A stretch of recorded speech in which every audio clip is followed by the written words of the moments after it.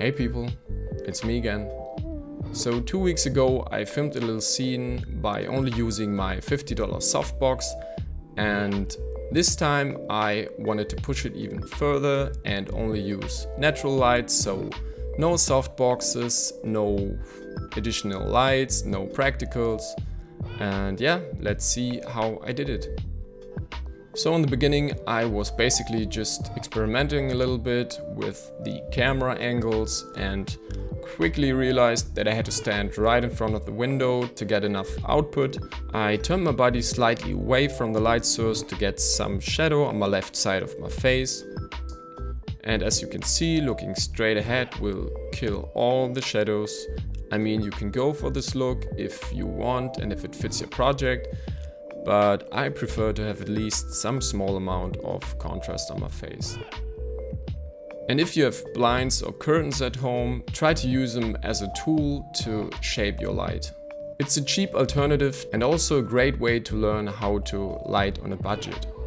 In the second setup I wanted to go for a moodier look, so I closed off the blinds of the right window, adding more shadows to the right side of my face. And I have to say that this is probably my favorite one, lighting and composition wise. And just for reference, I had 2 big windows on the other side of the room as well. Otherwise it would have been way too dark and I either had to bump up my ISO or use a softbox to light up the whole room. But if you don't have this option, you can also use a dark room to your advantage by focusing on silhouettes or by peeking through the blinds to let a small amount of light into the room and exposing for that. And as a lot of you asked me about how I color grade, I now want to do a more in-depth breakdown. Okay, for the color grading part I chose this clip. It was one of the first in the video, and this is how it looks. Let's just choose a hero frame, and I always start with making 4 or 5 nodes. Now I would basically always start with my favorite LUT, which is from Joe Famolaro. A really beautiful LUT which tries to simulate the Aria Alexa look, so if you haven't looked into it, I put a link down in the description. But if you don't have this LUT or don't have the money to buy it, I show you another way. So you go into Effects and type in Color Space Transform and drop it on here. Then you have to dial in some settings. The input of my camera would be Sony S-Gamut 3.Cine, which is like picture profile 7. Input gamma would be S-Log. Where's S-Log? S-Log 2. And output color space should be Rec 709, which is the standard output color space on most devices. After that I do some basic adjustments like exposure, where I pull down my highlights like a lot, and like this, just to push up the gamma just a little bit, turn on the gain. And in the third node I oftentimes keep it pretty basic, and what I do sometimes is go into my gain and push it slightly towards green in the highlights.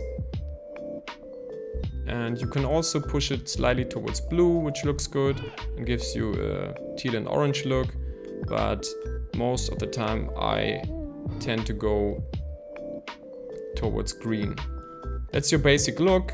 You can maybe adjust your exposure a little bit, but that's a pretty basic conversion, and we went from this log image to this look with just 3 nodes.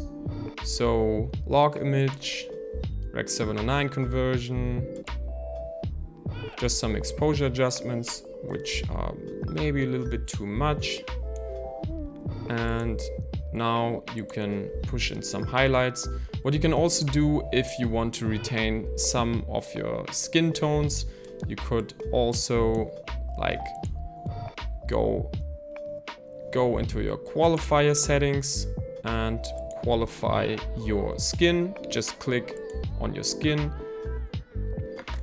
and try to really get it clean and try to isolate your skin as good as you can, at least. And I'm just doing this to give you an example, but what this is like, not a good example, but maybe you understand what I mean. What you can do is qualify your skin and press Alt and P to create a parallel node. And now you want to connect these alpha channels to this channel and go into your key options and now reverse it. So you have everything selected but your skin. Again, this is like not a good example, but I just wanted to show you. And now you can go into your settings and push the gain towards green. And now you don't have the skin affected. So that's my basic workflow. And in the end, I oftentimes like to desaturate the overall image either in the saturation settings or in the color boost settings. Just a little bit, not too much, maybe -8 or -7, just to take a little bit more color out. Like, I'm a big fan of desaturated looks, so that's what I do sometimes. So that's basically my color grading workflow. Again, try to keep it simple in the beginning and don't try to push it too much. If you have an 8-bit camera like me, I still have an A6400, and yeah, try to keep it basic and have fun with the color grade. And in the end, I just wanted to say thank you to all of you who subscribed. I really appreciate it. This means like a lot to me. And if you have any suggestions what you want to see, like more lighting breakdowns or focus more on color grading or short films, just let me know in the comments, and I guess we'll see you next time.